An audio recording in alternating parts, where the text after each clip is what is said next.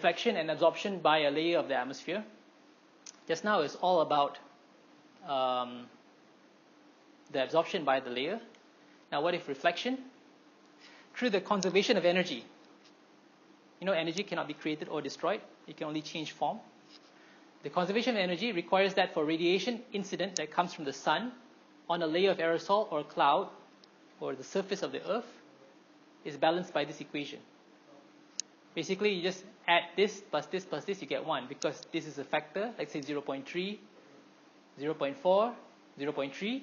If you add them all up, you get 1 because of the conservation of energy law.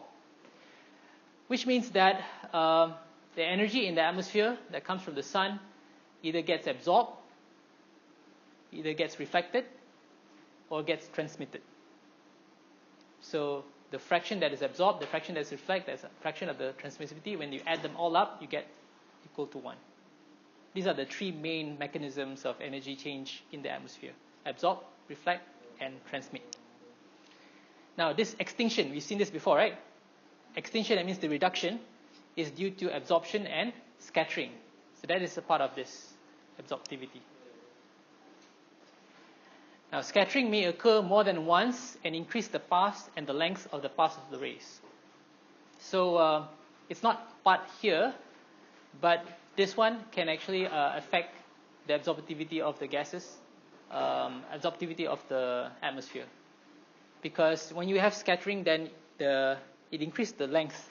When it increases the length, then it increases the transmissivity of the layer as well. Because instead of going straight down, it gets and then scattered here, there, and so on. So the length becomes longer, and the transmittivity becomes higher as well. So even though scattering is not part of this energy balance, but it does play a role in the absorptivity and also the transmissivity. Now, optical properties of aerosol, cloud, droplets, and ice crystals.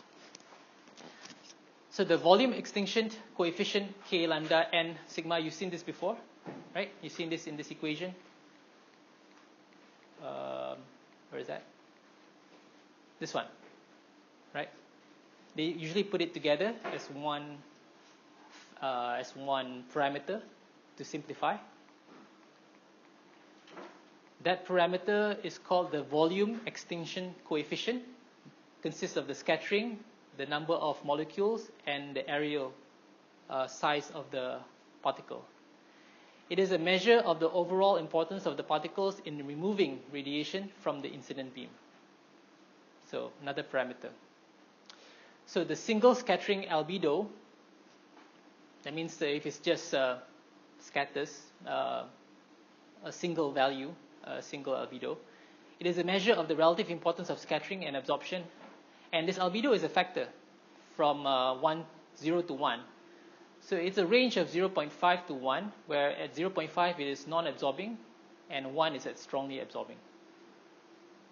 And then there's also this asymmetry parameter. This asymmetry parameter is 0 for isotropic radiation. Now, isotropic radiation means radiation is happening at all angles, the same magnitude. It has a range of -1 if there's back scattering, +1 if forward scattering. So for aerosol, ice, crystal, cloud droplets, and so on, it's forward scattering, 0.5, 0.8, 0.85.